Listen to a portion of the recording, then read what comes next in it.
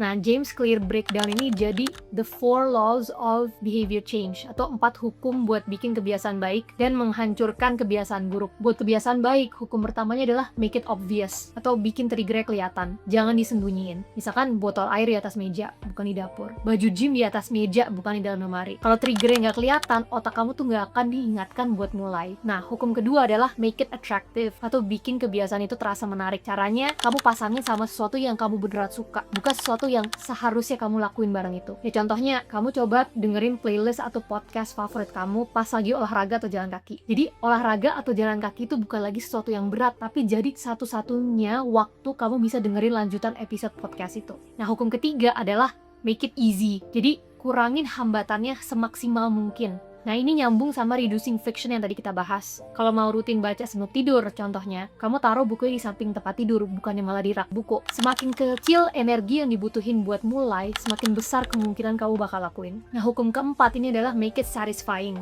Ini yang paling penting dan ini yang biasanya bikin kebiasaan lo jadi nagih. Jadi kamu kasih dirimu reward yang langsung bisa kamu rasain setelah ngelakuinnya. Bisa sesimpel kamu contreng checklist kamu atau nge-track streaknya dan nikmatin ngeliatnya nambah tiap hari. Karena di momen itulah pas kamu ngeliat atau ngerasain rewardnya, otak kamu tuh ngelepas dopamin. Dan dopamin itu yang bikin kamu pengen ngulang lagi. Nah, kalau kamu bisa manfaatin itu buat kebiasaan baik, konsistensi itu bukan lagi soal paksaan, tapi jadi soal nagih. Dan kebalikannya berlaku buat kebiasaan buruk yang mau kamu stop. Kamu make it invisible atau singkirin dari jangkauan, jauhin dari pandangan, make it unattractive, ingetin diri sendiri soal dampak buruknya, bukan cuma gak boleh, make it hard, jadi kamu tambahin hambatannya sebanyak mungkin sebelum bisa ngelakuinnya, and make it unsatisfying atau bikin konsekuensinya langsung berasa. Jadi ini bisa dengan misalkan kamu bikin habit contract di mana kalau kamu ngelanggar, kamu jadi harus bayar.